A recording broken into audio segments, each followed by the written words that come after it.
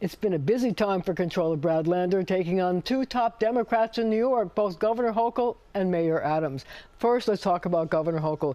You are leading a coalition that is threatening to sue the governor if you don't get congestion pricing by June 30th. That's what the law says. It's supposed to go into effect June 30th under the law of the state of New York.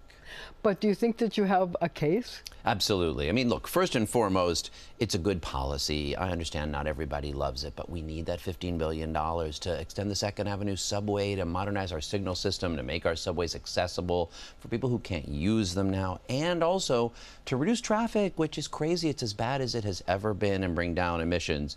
That's why the legislature adopted it and why the then governor signed it in 2019. So the law is right there. It says congestion pricing shall go into effect, and the governor doesn't have the unilateral authority to cancel it or indefinitely pause it on her own. So is that the argument, that the governor lacks the legal authority to do it because the legislature passed it? Yes, that's right. Look, I have to sign paperwork before the city does a bond issuance. If I don't sign the papers, the city can't issue the bonds, but I'm not complying with the law. The mayor would go into court and I'd be required to sign the paperwork. This is like that. The law requires that congestion pricing move forward. So here's my question. You're the financial expert of the city. She argues that because of inflation, because it's too much for people to pay, that we shouldn't do it. Do you agree with her assessment that $15 is just too much for people to pay? Well, first, it's her panel that chose the $15 number, so there was time to have this conversation earlier. But second, the vast majority of people who work in Manhattan ride the subways, and so they need a functional subway system that doesn't have the fare going up and up because the signals are breaking down, because the elevators are breaking down. Many, many more workers, many, many more businesses rely on mass transit. Only a very small percentage of essential workers or businesses drive into Manhattan. So for me, from an economic and fiscal point of view, it's kind of a no-brainer. The city's economy will be better with those investments in the subway. But she's trying to say, I don't mean to interrupt you, she's trying to say that our economy is fragile. We haven't come back totally from COVID, and this is what she calls a shock to the system at this time. As the city's chief financial officer, do you agree with that? Well, we have more jobs now than we've ever had in the city's history, even more office-using jobs than we've ever had in the city's history. So the economy is recovering. Now, there are real issues. Of course, remote work is a whole new thing that we're still adjusting to. But the city's economy, the whole metropolitan economy, relies on mass transit first and foremost. And if we don't keep investing in it, then that's what's going to take the economy down. So in a recent interview with CBS, the governor said that $15 was very high, and in studying congestion pricing in other places, they've started with a lower price point.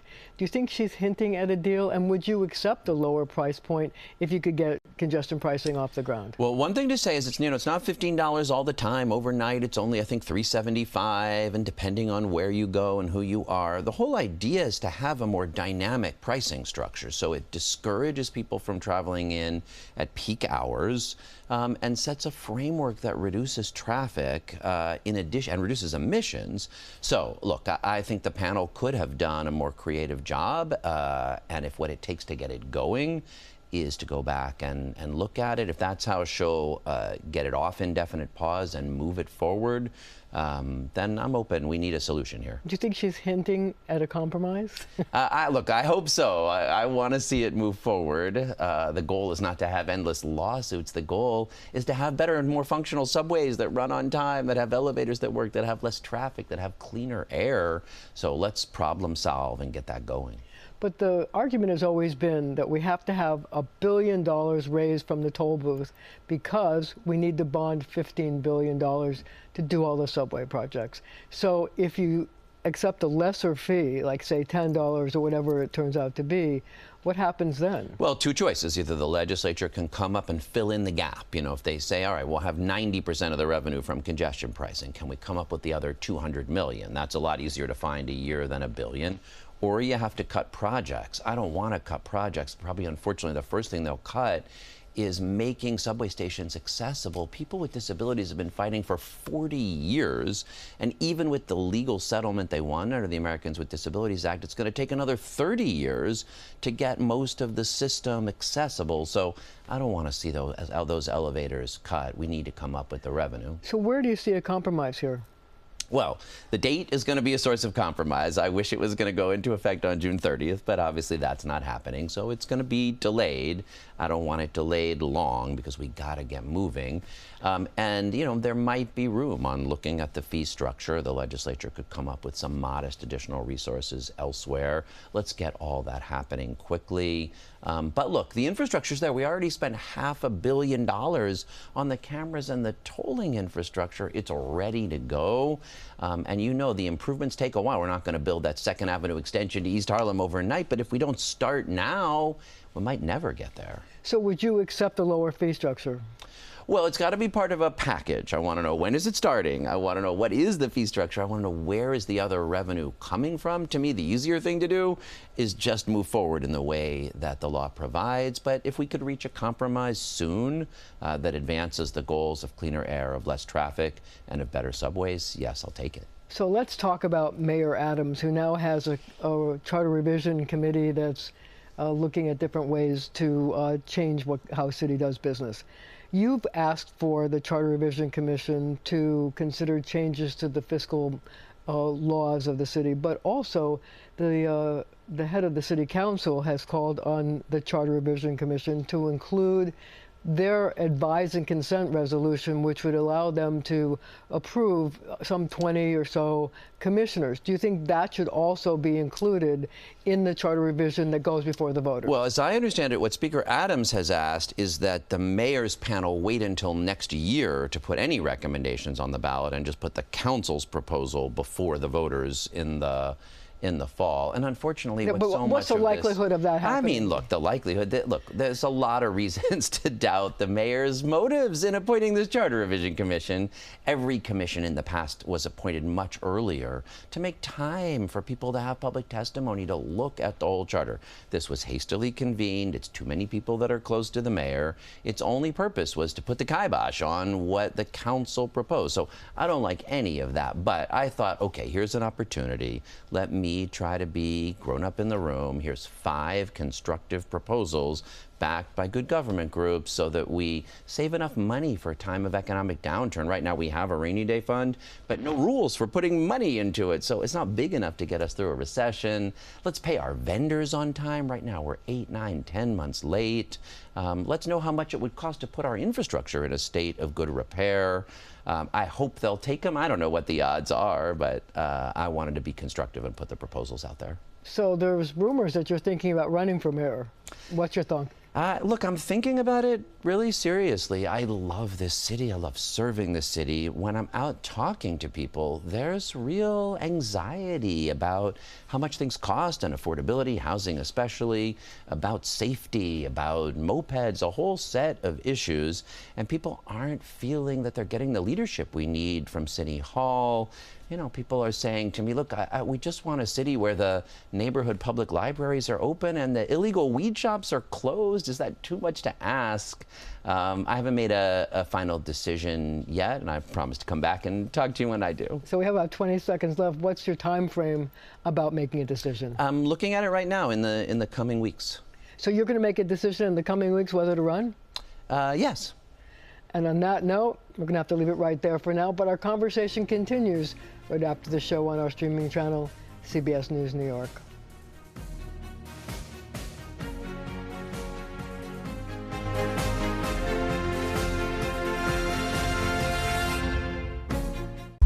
We've got another bonus conversation here on CBS News New York.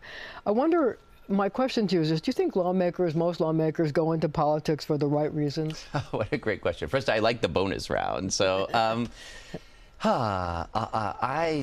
lucky to work with a lot of people who really did, who love their neighborhoods, who want to serve the city. But I don't blame voters for asking the question, because sometimes you see people and it's hard to figure out why they got there. What do you think lawmakers can do to help restore public trust in government and government institutions? One of my favorite things when I was in the city council was participatory budgeting.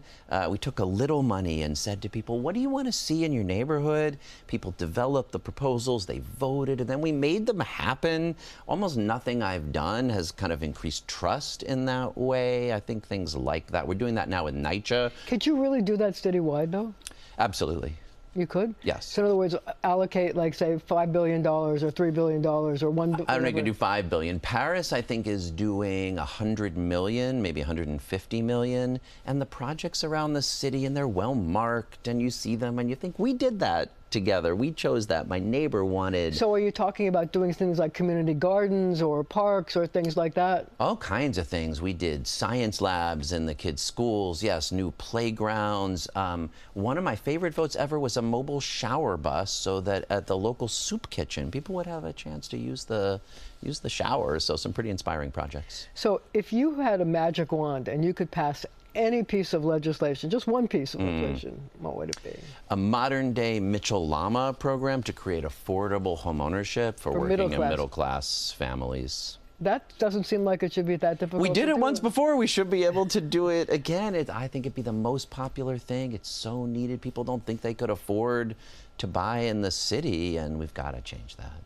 Well, you do have a program, a proposal that would encourage the pension funds to help buy or help people buy their homes, and they would open part of it. Isn't that part of doing that? I love this idea, and it really is part of it. This won't build new housing, which we do need some of, and it would be specifically for city workers. So I'm lucky to encourage city workers to people to become city workers, because they would have a housing option. Look, these are the pension funds of teachers and cops and firefighters, and we could invest it. Basically, the idea is, if a home costs $800,000, but that teacher or firefighter could only afford $400,000.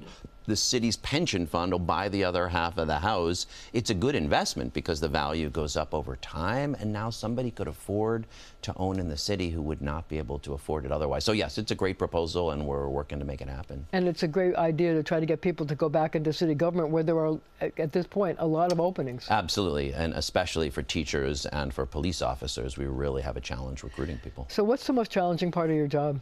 Oh, I mean, it's a big budget, $110 billion budget. Finding ways to do things more efficiently, get savings, make sure our vendors aren't cheating us.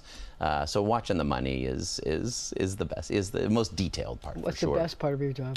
The best part is being out talking to New Yorkers. It really is an amazing city. I was out this weekend. We had this ceremony with Haitian New Yorkers agonizing over what's happening. I'm out with the Bangladeshis, with people celebrating Juneteenth, especially when the weather's good. It's really great to get to hear from people what they're fearing, but also what they love about the city.